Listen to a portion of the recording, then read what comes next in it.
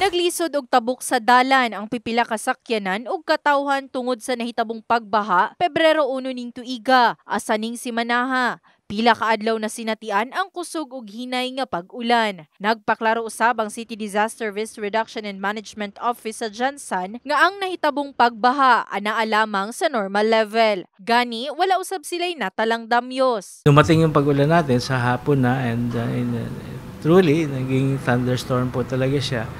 And in fact, umabot ng madaling araw kanina.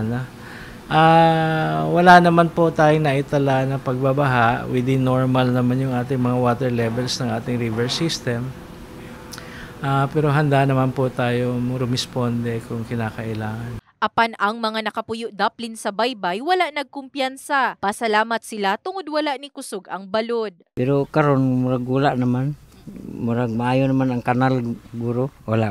Kay dili murag ang nag-high tide pero dili kaayo. Normal raman, wala may ingon nga naay nagkuan. Nagsulod ang dagat diri wala okay raman.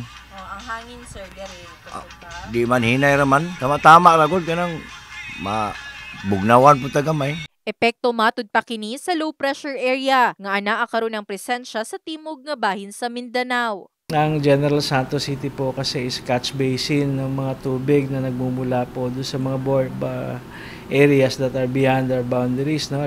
Ngayon po ay panahon ng hamihan, kaya karamihan po ng mga binabantayan po talaga natin is itong nasa silangang bahagi at northern portion ng city. Tungod ni ini, adunay pagsuspende ang tanang level sa klase sa General Santos City.